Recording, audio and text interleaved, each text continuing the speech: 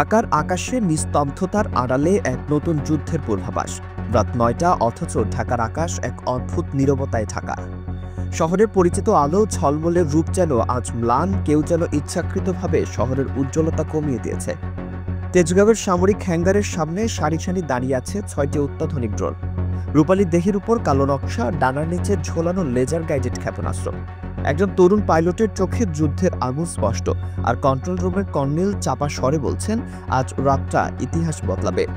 দক্ষিণ পূর্ব এশিয়ার বাতাসে যে গন্ধ ভাসছে তা কেবল কুয়াশার নয়, বরং নতুন এক শক্তির ঘ্রাণ। বাংলাদেশ সেনাবাহিনী এক এমন দিগন্তের দিকে হাত বাড়িয়েছে যা গোটা উপমহাদেশের সামরিক ভারসাম্যতাকে নাড়িয়ে দেওয়ার ক্ষমতা রাখে। তুরস্কের আকাশ থেকে শুরু করে চীনের কারখানা পর্যন্ত সবার চোখ আজ ঢাকার দিকে। আল জাজিরাও লিখেছে, বাংলাদেশ এখন দক্ষিণ এশিয়ার একমাত্র দেশ যার প্রতিরক্ষা নীতি সম্পূর্ণ স্বনির্ভরতার পথে হাঁটছে। সম্প্রতি বাংলাদেশ সেনাবাহিনী এক গুরুত্বপূর্ণ ঘোষণা দিয়েছে, তারা মাঝারি পাল্লার নতুন প্রজন্মের আক্রমণাত্মক ড্রোন সংগ্রহের প্রক্রিয়া শুরু করেছে। এটি কেবল একটি সাধারণ ক্রয় নয়, বরং আসন্ন সামরিক যুদ্ধের এক সুস্পষ্ট ইঙ্গিত। দ্য ডাইলেস্টার বিশ্লেষণে উঠে এসেছে, এই টেন্ডারে ড্রোনের প্যালোড এবং অস্ত্রবহন ক্ষমতা সম্পর্কে বিস্তারিত উল্লেখ রয়েছে। এর মানে বাংলাদেশ এখন কেবল নজরদারির জন্য নয়, আক্রমণের জন্য প্রস্তুত হচ্ছে। সেনাবাহিনীর এভিয়েশন উইংয়ের কর্মকর্তা জানিয়েছেন, এই ড্রোনগুলো সীমান্ত প্রতিরক্ষা এবং শত্রু ভূখণ্ডের সুনির্দিষ্ট লক্ষ্যবস্তুতে আঘাত হানার জন্য ব্যবহৃত হবে। এর মাধ্যমে স্পষ্ট বার্তা যাচ্ছে যে যুদ্ধ এখন আর শুধু মাটির নয়, আকাশের নিয়ন্ত্রণে যাবে। ভারতের সামরিক বিশ্লেষক কর্নেল অরুণ কাপুর ইন্ডিয়া টুডেকে দেওয়া এক সাক্ষাৎকারে বলেন, বাংলাদেশের এই ঘোষণা ভারতের প্রতিরক্ষা মহলে কম্পন সৃষ্টি করেছে। তিনি মনে করেন, এই ড্রোনগুলোর লক্ষ্য কেবল সীমান্ত নজরদারি নয়, বরং নীরব আঘাত হানা। এটি নিছক ক্রয় নয়, বরং একটি বার্তা, বাংলাদেশ এখন কারো ছায়ায় নয়, নিজের কৌশলে চলছে। তুরস্ক, যে দেশটি একসময় ন্যাটোর ছায়ায় ছিল, আজ নিজেই ড্রোন কূটনীতির মাধ্যমে বিশ্ব মানচিত্রে নিজেদের অবস্থান শক্তিশালী করেছে। আজারবাইজান আর্মেনিয়ার যুদ্ধ থেকে শুরু করে ইউক্রেনের সাম্প্রতিক যুদ্ধে বাইরাকতার TB2 ড্রোন একাই যুদ্ধের গতিপথ বদলে দিয়েছে। এমন একটি ড্রোন যা দিনে ২৭ ঘন্টা পর্যন্ত আকাশে থাকতে পারে এবং একটি ট্যাঙ্কের রাডার বা আর্টিলারি ধ্বংস করতে পারে এক আঘাতেই। বাংলাদেশ ২০২২ সালে তুরস্কের কাছ থেকে প্রথম ১২টি বাইরাকতার TB2 কিনেছিলেন। এর মধ্যে প্রথম ব্যাচের ৬টি ইতিমধ্যেই মোতায়েন হয়েছে। আনাদুলু এজেন্সির খবর অনুযায়ী বাকি ৬টি সরবরাহ শেষ হয়েছে। বাংলাদেশের হাতে এখন এমন এক যুদ্ধক্ষম ড্রোন বাহিনী রয়েছে যা এই অঞ্চলের যে কোনো সীমান্ত সংঘাতে গেম চেঞ্জার হতে পারে। তবে আলোচনা এখানেই থেমে নেই। বাংলাদেশ যে নতুন ড্রোন কেনার প্রক্রিয়া শুরু করেছে তা হতে পারে তুরস্কের বাইরাকতার আকিঞ্জি। এটি একটি হেভি ক্লাস ড্রোন যা ১৩৫০ কেজি অস্ত্র বহন করতে সক্ষম। ডিফেন্স নিউজ তুর্কি মন্তব্য করেছে, বাংলাদেশ তুরস্কের সবচেয়ে বিশ্বাসযোগ্য অংশীদার হিসেবে আবির্ভূত হয়েছে। আকিঞ্জি বা তার সমপর্যায়ের মডেল হাতে পেলে বাংলাদেশ দক্ষিণ এশিয়ায় একটি নতুন ড্রোন ডিটারেন্স বা প্রতিরোধ ব্যবস্থা তৈরি করবে।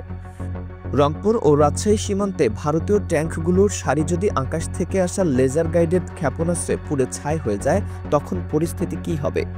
যখন বাংলাদেশ তুরস্কের সঙ্গে আলোচনা চালিয়ে যাচ্ছে, ঠিক তখনই চীনের একটি প্রতিনিধি দল নিঃশব্দে ঢাকা সফর করে গেছে। তারা এসেছেন China aerospace long March international, অর্থাৎ চীনের বিখ্যাত কাল্ট কোম্পানির পক্ষ থেকে। এ প্রতিষ্ঠানে তৈরি হচ্ছে ভয়ঙ্কর CH-4 ও CH-5 সিরিজের আক্রমণাত্মক ড্রোন, যেগুলোকে মার্কিন MQ-9 প্রিডেটরের এশীয় প্রতিরূপ বলা হয়। চীনের গ্লোবাল টাইমস জানিয়েছে, বাংলাদেশ দক্ষিণ এশিয়ায় এমন এক কৌশলগত অবস্থানে রয়েছে যেখানে চীনের ড্রোন প্রযুক্তি কেবল বিক্রির বিষয় নয়, বরং কৌশলগত ভারসাম্যের উপকরণ। এই খবর প্রকাশের পরই দিল্লির নিরাপত্তা উপদেষ্টা অজিত দোভালের দপ্তর নড়েচড়ে বসেছে। দ্য হিন্দু লিখেছে, বাংলাদেশ যদি চীনের CH-5 বা উইংলং 2 মডেল ক্রয় করে, তাহলে ভারতের পূর্বাঞ্চলীয় আকাশপথ আর নিরাপদ থাকবে না। একটি CH-5 ড্রোন 14 ঘন্টা উঠতে পারে এবং একই সঙ্গে 240 কেজি বোমা বহন করতে পারে। ভারতের সীমান্ত রাডার এগুলো শনাক্ত করার আগেই আঘাত নেমে আসবে। ভারতের প্রতিরক্ষা বিশ্লেষক অরিন্দম মুখার্জি বলেন, বাংলাদেশ একদিকে তুরস্ক, অন্যদিকে চীনের সঙ্গে কাজ করছে। এটি ভারতের জন্য এক কৌশলগত দুঃস্বপ্ন। দিল্লির সামরিক সূত্র বলছে, বাংলাদেশ চীন ড্রোন সহযোগিতা শুরু হলে ভারতের পূর্বাঞ্চলে নতুন প্রতিরক্ষা ঘাঁটি তৈরির পরিকল্পনা হাতে নিতে হবে। অর্থাৎ একটি ড্রোন প্রকল্প থেকেই শুরু হতে পারে এক নতুন অস্ত্র প্রতিযোগিতা। ইউক্রেন যুদ্ধ পৃথিবীকে নতুন এক পাঠ শিখিয়েছে। যুদ্ধক্ষেত্রে আকাশের ড্রোন মাটির ট্যাঙ্ককে হার মানিয়েছে। রাশিয়ার ট্যাঙ্ক ধ্বংস করেছে ইউক্রেনের সস্তা এফপিভি ড্রোন। বিশ্বজুড়ে সামরিক পরিকল্পনায় এখন একটাই প্রশ্ন, ট্যাঙ্ক বনাম ড্রোন কে জিতবে? বাংলাদেশও সেই উত্তর জানে। ঢাকার প্রতিরক্ষা নীতিতে এখন যুক্ত হয়েছে প্রিসিশন স্ট্রাইক ডকট্রিন, অর্থাৎ শত্রুকে ধ্বংস করতে হবে নিঃশব্দে এবং সুনির্দিষ্টভাবে। জেমস ডিফেন্স উইকলি লিখেছে, বাংলাদেশের নতুন অ্যাটাক ড্রোন প্রোগ্রাম আঞ্চলিক সামরিক কৌশলে এক বৈপ্লবিক পরিবর্তন আনবে। এটি একটি ড্রোন ডিটারেন্স নীতির সূচনা।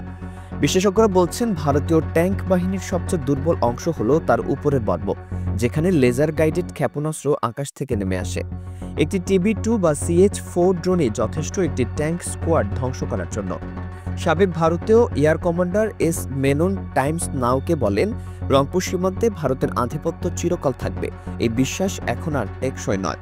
বাংলাদেশের সেনাবাহিনীর এক ঊর্ধ্বতন কর্মকর্তা ডনকে জানান, আমরা যুদ্ধ চাই না, কিন্তু আমাদের প্রযুক্তি এখন বলে দেবে কতদূর পর্যন্ত অন্য কেউ আমাদের সীমা ছাড়িয়ে যেতে পারে। বাংলাদেশের ফোর্সেস গোল 2030 এখন আর কেবল কাগজে থাকা শব্দ নয়। এই কর্মসূচির অধীনে সেনাবাহিনী, নৌবাহিনী ও বিমান বাহিনীর সমন্বিত আধুনিকীকরণ চলছে। অ্যাটাক ড্রোন, নজরদারি স্যাটেলাইট, ন্যানো ড্রোন, এমনকি লয়টারিং মিউশনও প্রতিরক্ষা কাঠামোয় যুক্ত হচ্ছে। নিউ এজ বিশ্লেষণে বলা হয়েছে, বাংলাদেশের নতুন প্রযুক্তি বিনিয়োগ প্রতিরক্ষার পাশাপাশি শিল্প অর্থনীতিতেও প্রভাব ফেলবে। এটি এক ধরনের প্রতিরক্ষা বিপ্লব। এই প্রোগ্রামের স্থপতি হিসেবে প্রায়শই নাম আসে বাংলাদেশের সেনাপ্রধান জেনারেল ওয়াকারুজ্জামানের। তার নেতৃত্বে drone unit, digital control centre এবং ইন্টিগ্রেটেড কমান্ড সিস্টেম চালু হয়েছে। একজন ইউরোপীয় সামরিক বিশেষজ্ঞ দ্য ইকোনমিস্ট মন্তব্য করেন, বাংলাদেশ এক দশকে যেভাবে সশস্ত্র বাহিনীকে প্রযুক্তি নির্ভর করেছে তা ভারত বা মিয়ানমার কেউই কল্পনা করেনি। বাংলাদেশ এখন আকাশ থেকে সীমান্ত নদী, এমনকি সমুদ্র উপকূলেও পর্যবেক্ষণ করতে পারে। একই সঙ্গে নিজেদের তৈরি ড্রোন রাডার পরীক্ষার কাজও শুরু হয়েছে রাজশাহীতে। এই সমন্বয়ই ভারতের মাথা ব্যথার মূল কারণ একবার যদি বাংলাদেশের আকাশ নিয়ন্ত্রণ ব্যবস্থা পুরোপুরি স্থাপিত হয়, তাহলে ভারতীয় বিমান ও নজরদারি কার্যক্রম বাংলাদেশের সীমান্তের 50 কিলোমিটারের মধ্যে আর নিরাপদ থাকবে না। রাতের শেষে ঢাকার আকাশে দেখা